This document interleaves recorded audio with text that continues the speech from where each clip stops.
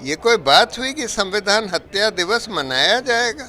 मोदी जी प्रधानमंत्री बनने लायक नहीं है, ये पार्टी को डुबा देगा। कि मोदी के चलते हुए भाजपा डूबती जा रही है, भाजपा पूरी पतन की ओर चल चुकी है। मनुस्मृति तो बिल्कुल हमारे संविधान के खिलाफ है। संविधान में विश्वास नहीं रखते और जो आरएसएस जैसे संगठनों की आइडियोलॉजी फॉलो करते हैं, ऐसे वाइस चांसलर्स वगैरह अपॉइंट कर दिए गए हैं जो संविधान में विश्वास नहीं रखते, जो आरएसएस की आइडियोलॉजी में विश्वास रखते हैं, जो हिंदू राष्ट्र बनाना चाहते हैं, जो मनुस्मृति लाना चाहते हैं, जो इस देश को हिंदू राष्ट्र बनाना चाहते हैं।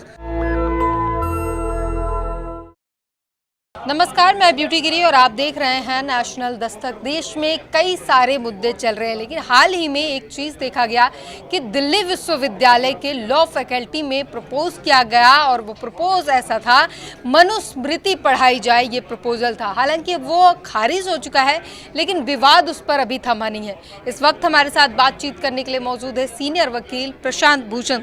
सर, इस प्रस्ताव को भले ही खारिज हो गया, लेकिन विवाद थमा नहीं है। किस तरीके से देखते हैं इस प्रस्ताव को? देखिए, मनुस्मृति तो बिल्कुल हमारे संविधान के खिलाफ है और अगर किसी भी यूनिवर्सिटी में ये प्रपोजल दिया जाता है कि किसी भी कोर्स में मनुस्मृति पढ़ाया जाए, तो इसका ये मतलब है कि उस यूनिवर्सिटी में ऐसे लोग प्रवेश कर चुके हैं उसके फैकल्टीज़ वगैरह में, जो कि हमारे संविधान में विश्वास नहीं रखते और जो आरएसएस जैसे संगठनों की आइडियोलॉजी फॉलो करते हैं। और ये प्रॉब्लम सिर्फ दिल्ली यूनिवर्सिटी की नहीं है, ये व्यापक है। मनुस्मृति की मैं बात नहीं कर रहा, मैं ये देख रहा हूँ इस देश में तमाम ऐसी यूनिवर्सिटीज़ हैं जिसमें ऐसे वाइस चांसलर्स वगैरह अपॉइंट कर दिए गए हैं जो संविधान में विश्वास नहीं रखते, जो आरएसएस की आइडियोलॉजी में विश्वास रखते हैं, जो हिंदू राष्ट्र बनाना चाहते हैं, जो एजुकेशन समझते ही नहीं हैं। ये बहुत दुर्भाग्यपूर्ण बात है और इससे हमारे पूरे एजुकेशन सिस्टम को तबाह किया जा रहा है। क्या समझा जाए कि आने वाले समय में फिर नए तरीके से इसी प्रपोजल को लाकर स्टैब्लिश करने की कोशिश नहीं की जाएगी?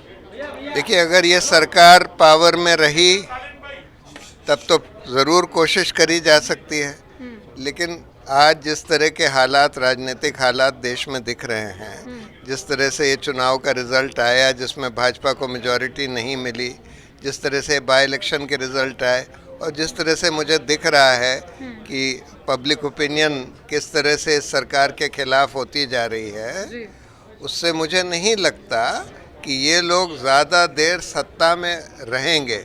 इस तरह के मानसिकता के लोग जो संविधान में विश्वास नहीं रखते, जो मनुस्मृति लाना चाहते हैं, जो इस देश को हिंदू राष्ट्र बनाना चाहते हैं, मुझे नहीं लगता कि ये लोग ज़्यादा दिन अब सत्ता में रह पाएंगे। हाल ही में केंद्र सरकार ने 25 जून को संविधान हत्या दिवस मनाने का ऐलान किया है, इसको किस तरीके से देखते हैं? देखिए, ये तो अपने राजनीतिक फ़ायदे के लिए कुछ भी करने के लिए तैयार हैं। मतलब संविधान हत्या दिवस मनाएंगे, ये कोई बात हुई कि संविधान हत्या दिवस मनाया जाएगा? ये ठीक है कि इमरजेंसी को आप कह सकते हैं कि उस समय संविधान की हत्या करी गई थोड़े दिन के लिए, लेकिन ये लोग तो परमानेंट हत्यारे संविधान के हो गए। ये तो हमारी सभ्यता के भी हत्यारे हैं जो लोग ये बात कह रहे हैं। सर, आप कानून के जानकार हैं। जुलाई का महीना है, 1 जुलाई से नए कानून कुछ आए हैं जिसकी खूब तारीफ की गई। किरण बेदी की उस दिन खूब इंटरव्यू चले 1 तारीख को, जिसमें वो कह रही थी कि तमाम ऐसी चीज़ें जो मांगी जा रही थी और महिलाओं के लिए काफ़ी सहूलियत है। इस पर क्या कहेंगे, कितनी सहूलियत है इस कानून में? ये मैंने अभी बहुत डिटेल में स्टडी नहीं किया, लेकिन जिन लोगों ने अभी तक स्टडी, एक तो खैर ये बड़ी प्रॉब्लम है कि आपने पूरा आईपीसी सीआरपीसी वगैरह बदल दिया। अब 2 आईपीसी सीआरपीसी चलेंगे, एक तो जो पहले जुर्म दर्ज किए गए और जो 1 जुलाई के बाद दर्ज किए गए। अब सारे जजों को, सारे वकीलों को 2-2 कानून साथ-साथ पढ़ने पड़ेंगे, साथ-साथ लेकर चलने पड़ेंगे। इसी से बहुत कन्फ्यूजन होगा। दूसरी बात, जो जिन जानकारों ने इसको अभी तक स्टडी किया है उन लोगों का ये कहना है कि ये पुलिस की सुविधा के लिए किया गया है, ये सब चेंजेस जनता की सुविधा के लिए नहीं करे गए हैं। आम जनता की सुविधा के लिए ये सब बदलाव नहीं करे गए हैं। जो सब बदलाव लाए गए हैं इस नए कानून में, ये पुलिस की सुविधा के लिए करे गए हैं। एक आखिरी सवाल है आपसे, बीजेपी का जो है उत्तर प्रदेश से बीजेपी के एमएलए ही ऐसे कह रहे हैं कि केंद्र सरकार कुछ हस्तक्षेप करे, नहीं तो विधानसभा जो चुनाव आने वाले हैं 2027 में, उसमें भाजपा फिर से उत्तर प्रदेश में सरकार नहीं बना पाएगी। किस तरीके से देखते हैं, क्या सच में भाजपा अब खत्म होने के कगार पर है? नहीं, भाजपा को तो जिस तरह से मोदी जी ने अपने आप को सर्वा डिक्लेयर कर दिया पूरे देश का, सिर्फ अपनी पार्टी का ही नहीं देश का, और जिस तरह से वो हास्यास्पद बातें करते रहते हैं कि बालक बुद्धि और ये वो, जिससे लोगों को साफ दिख रहा है कि ये आदमी प्रधानमंत्री बनने लायक नहीं है, प्रधानमंत्री के पोस्ट पद पर रहने लायक नहीं है। तो अगर यही आदमी सर्वा बनकर पूरी पार्टी को चलाता रहा तो जाहिर है कि ये पार्टी को डुबा देगा।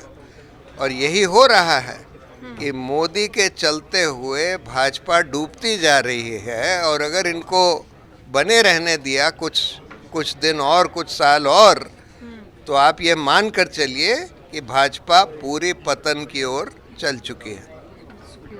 तो तमाम मुद्दे रहे और हमने जानने की कोशिश की सीनियर वकील से, और उन्होंने साफ तौर पर बताया कि मोदी के नेतृत्व में भाजपा डूब रही है। और जिस तरीके से भाजपा के एमएलए खुद कह रहे हैं कि भाजपा इस हालात में नहीं है कि आने वाले विधानसभा में वो सरकार बना सके। इस पूरी बातचीत पर अपनी प्रतिक्रिया जरूर दीजिए। कैमरामैन आशीष के साथ ब्यूटी गिरी, नेशनल दस्तक।